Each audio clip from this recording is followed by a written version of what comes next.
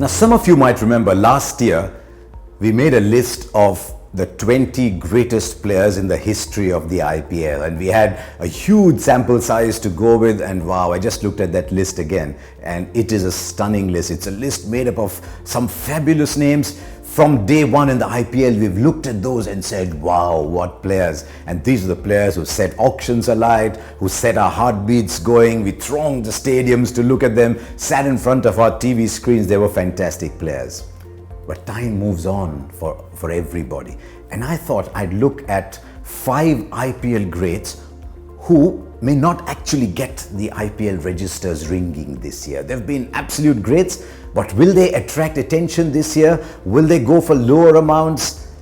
It's almost a macabre list to make, but let's go on and make it. And top of that list for me is Gayle. Still, Gayle comes out to bat and everybody stops what they're doing. But he's a little more inconsistent. Time is starting to take its toll on him.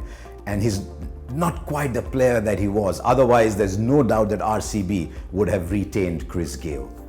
Number 3 on our all-time list, most valuable player from 2011. Gayle still has 2 centuries in this year's Bangladesh Premier League, by the way. But will he go for commanding big numbers?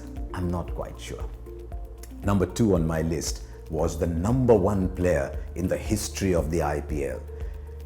I asked him once, I said, how is it that outside of Sri Lanka you come to Mumbai and the crowd is going Malinga, Malinga. It's one of the chants of the IPL. And he actually said, I get emotional when I hear that chant. Malinga has been Mumbai Indians' go-to player, big part of Mumbai Indians winning 3 IPLs, a couple of Champions Leagues as well.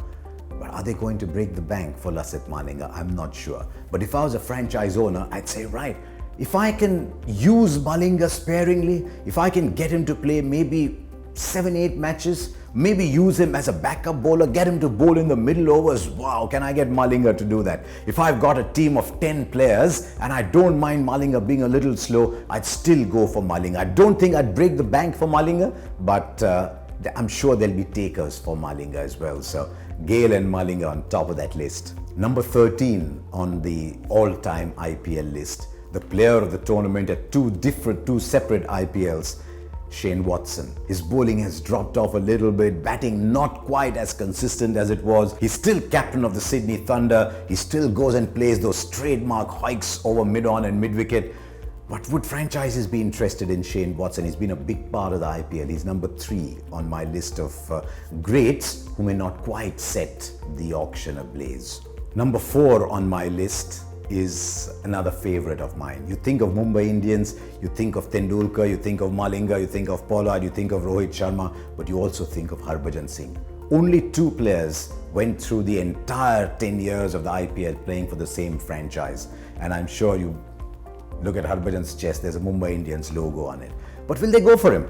Towards the end of last season, we saw Krunal Pandya was being picked ahead of him, Karan Sharma was being picked ahead of him, but Harbhajan Singh is back as captain of Punjab. Wiser, he's a very different person from the fiery Harbhajan Singh we saw in the past, and he's bowling some nice little spells for Punjab. The question with Harbhajan though is, can he be one of 6 bowlers? And to be able to do that, he's got to rediscover that tonking power. Harbhajan Singh will attract attention, but I'm not sure there'll be a huge demand for Harbhajan Singh, but that doesn't make him any less an IPL great.